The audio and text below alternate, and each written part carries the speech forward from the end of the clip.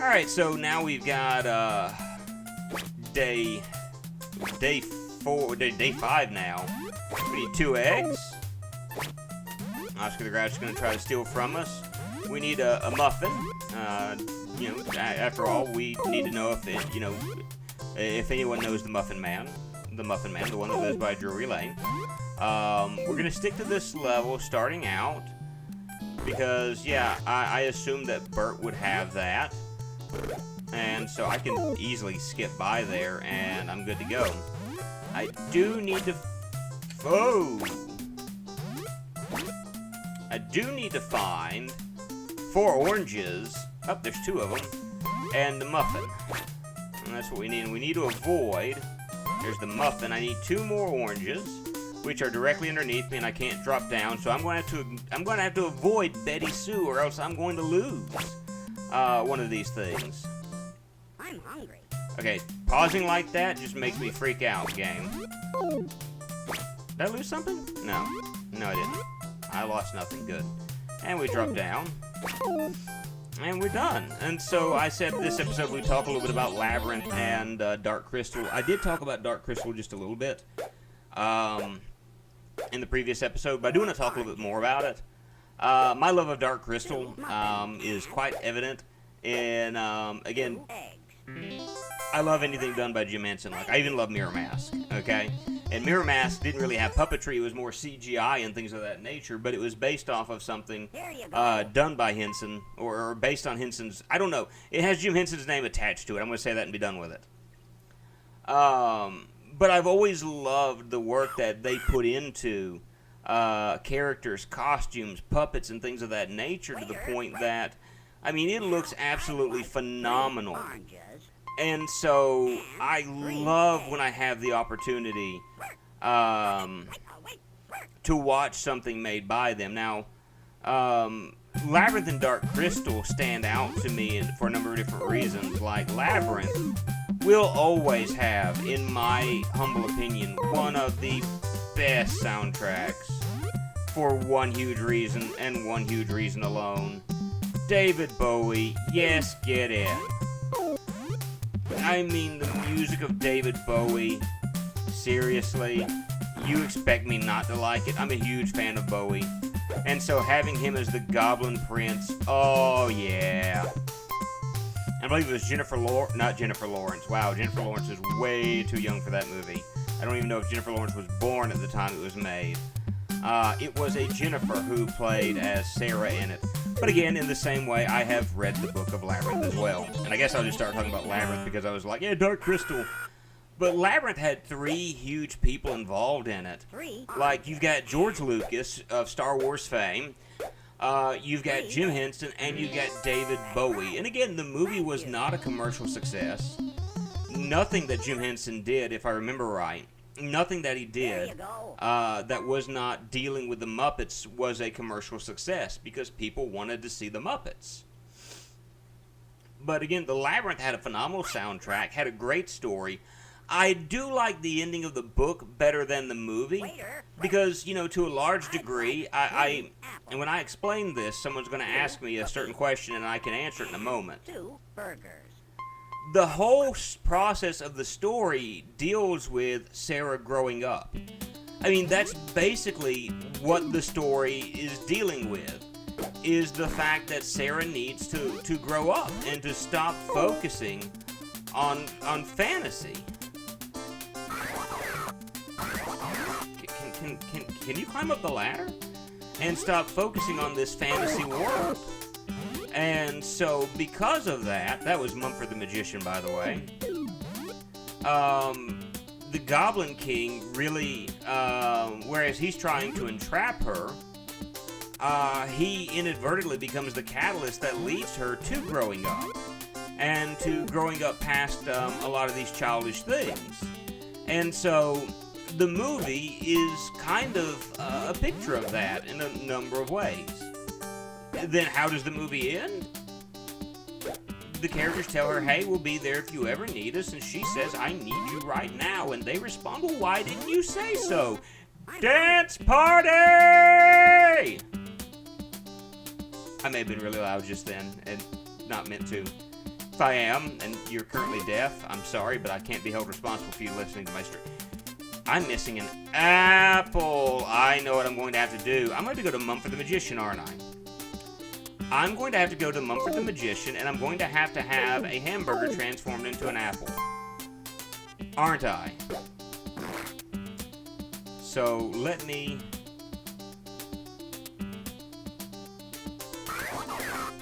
That's exactly what I had to have done. Okay, so again, it's creative the way that you have to solve some of the problems in this game. I think that's really neat that that's the way they decided to do that. Okay, getting back to the book and the movie. So, you know, they have this huge dance party at the end where you even see some of the bad guys that tried to kill Sarah there with her as the owl that represents the Goblin King flies away. Thank you. The book doesn't end that way, though. The book ends with Sarah's realization that all this time she's been acting like too much of a child, and it's time for her to grow up. And that's really how the book ends, is that the Goblin King wants to keep her in this state of childishness where she never has to grow up. Not quite like Peter Pan in Neverland, but... and, you know, by doing such, he's able to exhibit control over her and trying to present it as the idea of love. Although it's not, quite obviously. But, I may have to have some pies turned into bananas here in a minute, I don't know. What you smacking around? You smacking around pies. So, I'm gonna look and see if there are any bananas on one of the other stages. If not, I can go back to Bert. I really should start checking out these areas first, I guess. But I haven't, and I probably won't. Hoot is there. Hoot is probably going to give me my bananas. But I need steak. I need a steak. There is a steak. And Hoot has bananas. Okay. So I'm just going to sit here and let him... I'm hungry. Miss me with bananas. And we'll just hold the down button and kind of dance. So she realizes her need to grow up, and so she starts putting away those childish things. Now, someone may say, well, you're playing a children's game right now. If that's the case, then why are you playing a kid's game? Why are you waxing long about your love about the Muppets? Fair question. And one that I don't mind answering, to be honest with you. Like, the thing is, like, I'm not all the time acting like a child, and the point is not all the time acting like a child. Or even at times acting like a... Man, I get my words mixed up. There you go. The movie's presenting the idea of not always acting like a childish person. And that's the problem that Sarah had, is she was all the time acting like a childish person. By putting away those childish things, she was showing more maturity. And no longer her need to reside in a fantasy world. The movie basically ends with the realization that she needs to grow up, but she wants to stay in the fantasy world. Well, I don't live in a fantasy world of the Muppets. And so that's the big difference. So if I need a banana, I got bananas and pies and things of that nature. And what's Bert? You know, I can just stand here and grab me some pie. Grab me some pie. Alright, I just need 2 bananas, and those are going to be up ahead more than likely. I'm going to avoid Elmo and the prying hands of Elmo, the little red thief. Where are the bananas? Oh, please don't tell me I'm going to have to transform the... I bet I'm going to have to use Mumford the Magician in this level and transform the... Okay. Is it pies or cookies I'm transferring into bananas? I did not pay attention. I just saw Mumford there and was like... I'm hungry. Alright. Well, we'll figure that one out. Okay, pie. Okay, so I need you to do that one more time. Okay, and then we'll pop back. We'll come up here, and we'll get Bert to get us more pie, and we'll be good. So, I mean, that's the whole thing is, the movie seems to present the idea of, yeah, I want to grow up, but I want to remain in the fantasy world in which I lived. Whereas the other presented the idea of, I'm now turning into a more fully mature adult. Who still will involve myself in fantasy and things of that nature. And I get the feeling that when this is all said and done, someone is going to respond to this like, oh, you're an idiot. Which is fine, I guess. That's right. But I can't believe I waxed long about the ending of a children's movie. Even though I guess it wasn't so much a children's movie, it's just a movie. Chasing the monkey again. Looking at the time, wow, that took a little bit longer to do than I thought it would. But he's gonna run off to that direction. Go catch the monkey. I'm going to try. Okay, so I've got to drop down here so little bird can.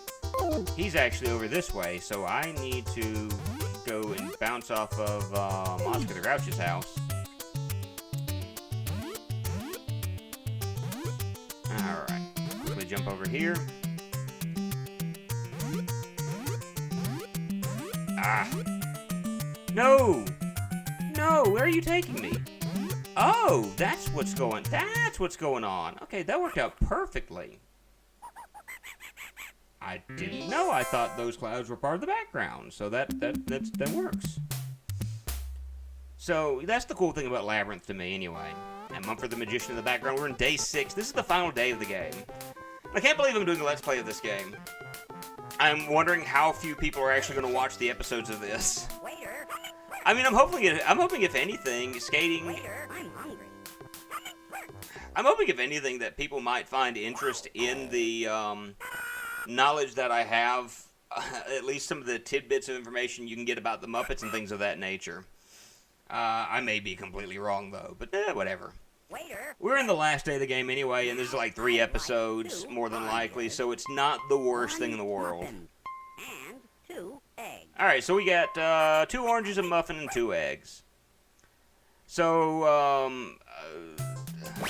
Dark Crystal, what can I say about it right now, as far as things I know?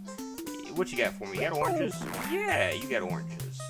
So I can come back to you in a minute, because I don't want to just sit there and wait when I have the opportunity to look around and see what else is available in these stages. Okay, so I have what I need to get 1 muffin over there, and I also need to see what's over in this direction. Whether or not I've got some eggs over here, that would be great. 1 egg, and that's at least something. I'll go ahead and get the oranges now. And then I can see, all I need is 1 egg, and I'll have to avoid Snuffleupagus. I also need to make sure I'm avoiding anyone that might try to steal from me. Alright, that is Sam the Robot, and so he basically plays the same role that Mumford the Magician did. And that is, if you need something, hey, I can transform it if you've got an extra one of these. So what the game is teaching children is not just numbers, but they're learning addition and subtraction. And so that's a cool thing. You're learning addition and subtraction when you play this game. And I should really get back on topic to Dark Crystal okay. Hold on.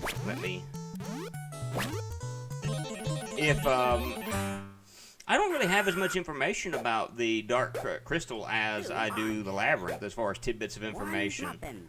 I will say, though, I do like the storyline as far as it represents the duality of good and evil. As you have these characters that are intensely evil, with the Skeksis, and the intensely good, I think they're the Uru, is what they're called. And they are extremely good characters, and they're honestly part of, or 2 pieces of Muffins. one being. 2. And that the dark crystal is able to bring them together into, back together into that one being. No longer infinitely evil or infinitely good, there's that duality that is shown. And maybe I'm reaching here and looking too deeply, but that's, that calls it the way I sees it.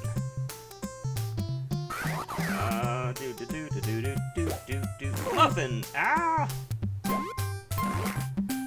I can get muffins! Yay! We need 3 muffins. And I gotta see...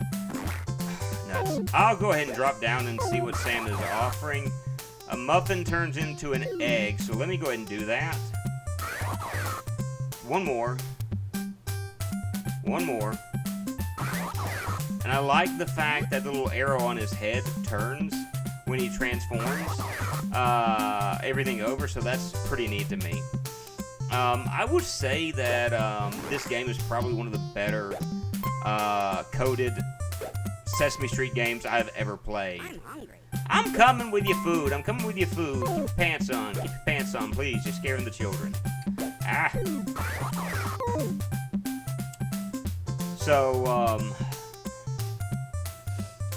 but I also like the fact that Labyrinth and Dark Crystal have both had kind of a, I don't want to call it a renaissance, but it's been a, people are really starting to love the stories and the characters a whole lot more than they did in the past. 4 oranges. And so that's something that I've really appreciated and really enjoyed.